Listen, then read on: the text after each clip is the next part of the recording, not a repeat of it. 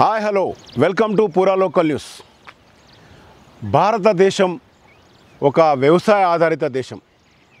భారతదేశంలో ప్రధాన ఉత్పత్తుల్లో వ్యవసాయం ఒకటి. అలాంటి భారతదేశంలో వర్షాభావ పరిస్థితులు వస్తే వ్యవసాయం కుంటుపడుతుంది. ప్రస్తుతం మనం తెలంగాణ రాష్ట్రంలో కూడా అదే పరిస్థితి ఏర్పడింది. వర్షాలు ఆలస్యంగా రావడంతో వ్యవసాయం అంతా కుంటుపడిపోయిన పరిస్థితి. అయితే ప్రధానంగా ఉష్ణమండల ప్రాంతమైన భారతదేశంలో ఋతుపవనాలపై ఆధారపడి వ్యవసాయం ముందుకు సాగే పరిస్థితులున్న నేపథ్యంలో ఋతుపవనాల రాకను అధిగమించి ప్రాజెక్టులను ఏర్పాటు చేసుకొని కృత్రిమ పద్ధతుల ద్వారా వ్యవసాయ రంగానికి అలాగే తాగునీరు సాగునీరు వీటికి సంబంధించి ప్రాజెక్టుల నిర్మాణం జరుగుతుంది. అయితే ఇదంతా ఎందుకు చెప్తున్నామంటే ప్రస్తుతం జూలై మాసం చివరిలో ఉంది. వ్యవసాయానికి ప్రధానంగా నీళ్లు అందాల్సిన సమయం అయినప్పటికీ తెలంగాణ ప్రాంతంలో ఆలస్యంగా కురుస్తున్న అడపాదడప వర్షాలతో రైతన్నులంతా ఆందోళన చెందుతున్నారు.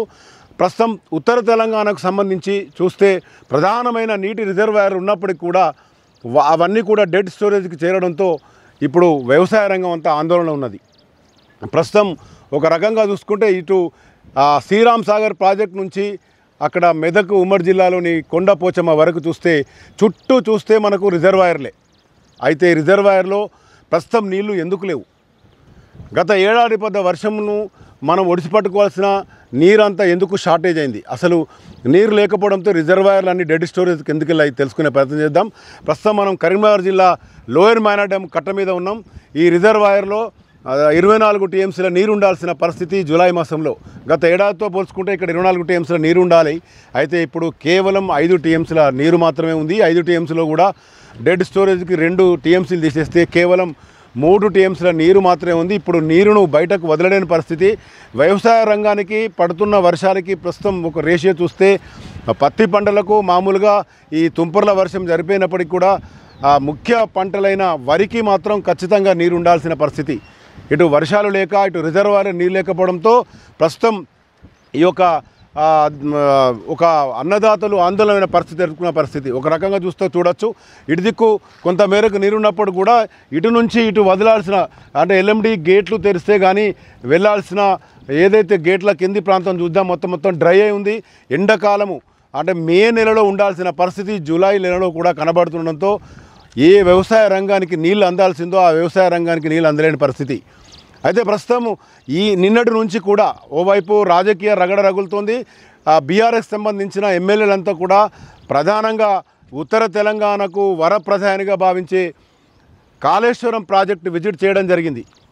ఈ కాళేశ్వరం ప్రాజెక్టు విజిట్కి సంబంధించి పూర్తిగా వారంతా మేడిగడ్డలో కాళేశ్వరం ప్రాజెక్టు కుంగిపోవడం తర్వాతనే ఈ నీరంతా అందలే అని చెప్పి ప్రధానంగా బీఆర్ఎస్ పార్టీ ఆరోపిస్తున్నది. మరోవైపు కాంగ్రెస్ పార్టీ మాత్రం అది పూర్తిగా రిపేర్ కాంది, నీరు పంపింగ్ చేయలేని పరిస్థితి ఏర్పడింది. ఈ నేపథ్యంలో తాజాగా వాదోపవాదాలు 2 పార్టీల మధ్య మాటల యుద్ధాలు జరిగిన తర్వాత కాంగ్రెస్ పార్టీ శ్రీపద ఎల్లంపల్లి సాగర్ నుంచి నీరును వదలడం మొదలుపెట్టింది. అయితే శ్రీపద ఎల్లంపల్లి సాగర్ రామగుండంలో ఉంది. అక్కడ నుంచి శ్రీపద ఎల్లంపల్లి సాగర్ నుంచి వాటర్ అంతా కూడా ఇక్కడ మిడిమానేరుకి రావాలంటే మధ్యలో నందిమేడారం నుంచి రామడుగు మండలం దగ్గర ఉన్న ఏదైతే లక్ష్మీ పంప్ హౌస్ ఉందో అక్కడ నుంచి నీరును వదలాల్సిన పరిస్థితి ఏర్పడింది.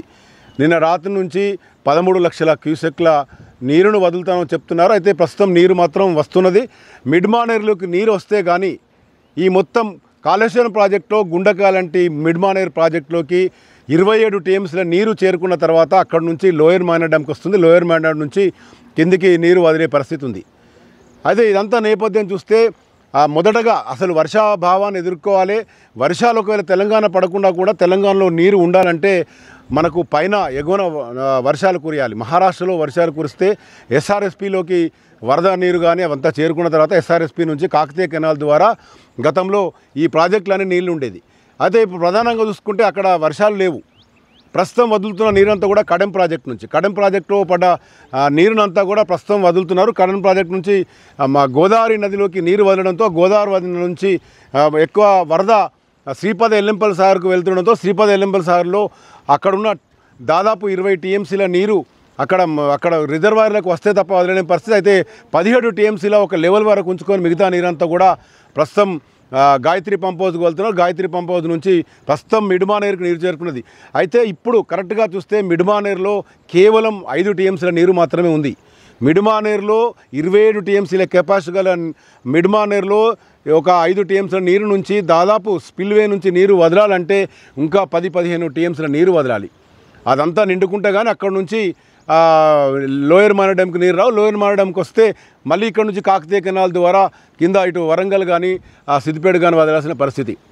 అదైతే ఇదొక ఒక ప్రాజెక్టుల నేపథ్యం చూస్తే, మరోవైపు ప్రధానంగా కాళేశ్వరం ప్రాజెక్టు కింద ఉన్న ఏదైతే కొండపోచమ్మ వరకు చూస్తే కొండపోచమ్మ దగ్గర కూడా నీరు వెళ్ళాలంటే కూడా మిడ్మానేరులోకి నీరు రావాలి. ఎటు చేసి ఈ ప్రాజెక్టులన్నీ నిండాలి.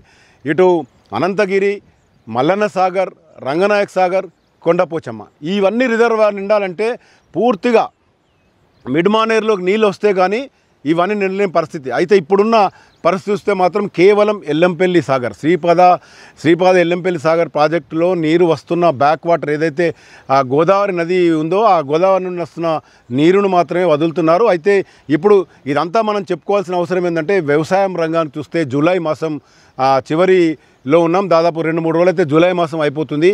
ఇంకా ఆగస్టులో అయితే పంటలు చాలా నిలబడి మొలవాల్సిన పరిస్థితిలో ఇప్పటికీ రైతులకు నీరు లేకపోవడంతో ఇప్పుడంతా ఆందోళన చెందుతున్నారు. ఈ నేపథ్యంలోనే బీఆర్ఎస్ పార్టీ 2 రోజుల క్రితం ఇటు కాళేశ్వరం ప్రాజెక్టును సందర్శించడం జరిగింది.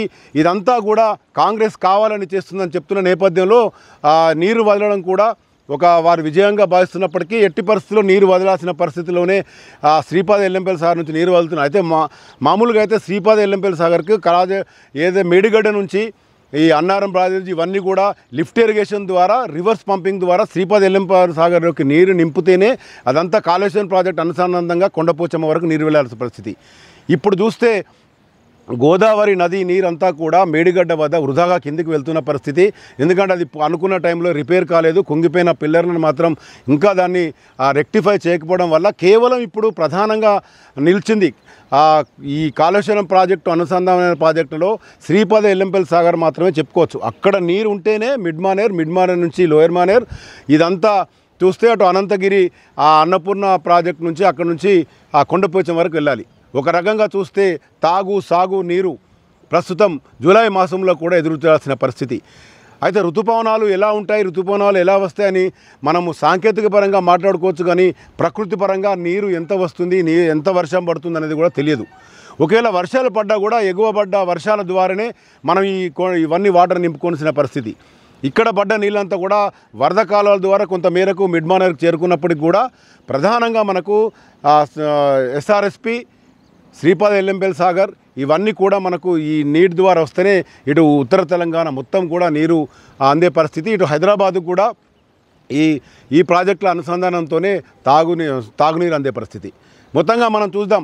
అయితే ఒకసారి చూద్దాం. లోయర్ మేనర్ డ్యాము ఇది దాదాపు 24 టీఎంసీలతోని నిండుకుండలా ఉండాల్సిన కరీంనగర్ శివారులోని ఈ లోయర్ మేనర్ డ్యాంలో నీరు లేకపోవడం కూడా ఒక ఆందోళనగా చెప్పుకోవచ్చు.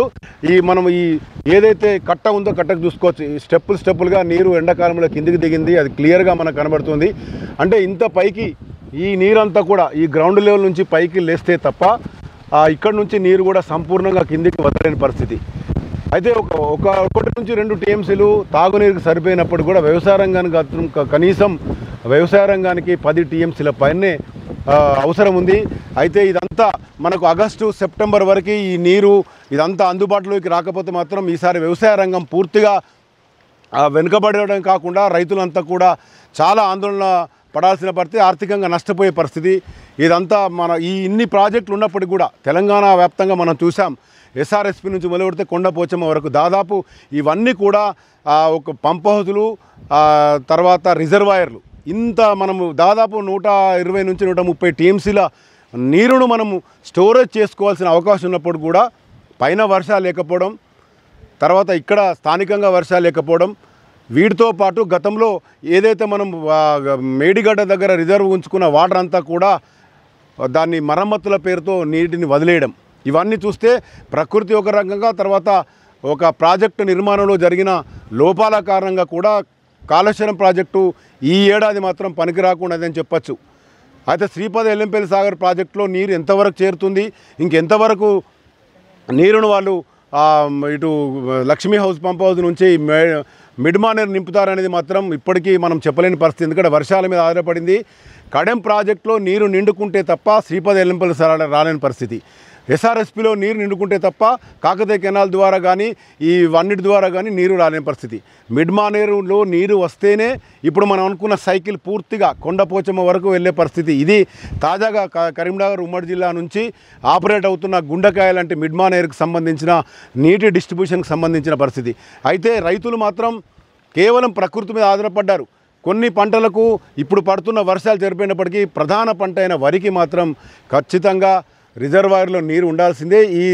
ఈ నీటి ద్వారానే వ్యవసాయ రంగం ముందుకెళ్లే పరిస్థితి ఉంది. అయితే రానున్న రోజుల్లో మనం చూడొచ్చు ప్రకృతి ఎలా సహకరిస్తుంది. అధికారుల నిర్లక్ష్యంతో ఇప్పటికే మేడిగడ్డ నుంచి నీరంతా కిందికి వెళ్ళిపోయిన పరిస్థితి.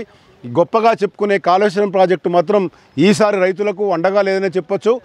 ఒకవేళ కాళేశ్వరం ప్రాజెక్టులో గత ఏడాది నింపిన నీరు అలాగే ఉండి మేడిగడ్డ నుంచి పంపింగ్ జరిగితే ఈ ప్రాజెక్టులన్నీ కూడా నిండు కుండలా ఉండేవి. కొత్తగా పడ్డ వర్షానికి తోడుగా ఎప్పటికప్పుడు వ్యవసాయ రంగానికి నీళ్లు వదిలితే పూర్తి స్థాయిలో వ్యవసాయ రంగం మంచిగా సస్యశ్యామలంగా ఉండే పరిస్థితి ఉండేది. ఇది కరీంనగర్ జిల్లాకు సంబంధించి పూర్తిగా అన్ని ప్రాజెక్టులు లింక్ అయిన తాజా పరిస్థితి. అయితే రానున్న రోజుల్లో చూద్దాం. ఈ జూలై మాసం కూడా అయిపోయింది. ఆగస్టులో కూడా ఇలాంటి పరిస్థితి ఉంటే మాత్రం సాగునీరే కాదు తాగునీరు కూడా కటకటాలు ఎదుర్కోవాల్సిన పరిస్థితి ఉంది. కెమెరా పర్సన్ మైదర్తో మధుకర్ రెడ్డి, పురా లోకల్ న్యూస్, కరీంనగర్.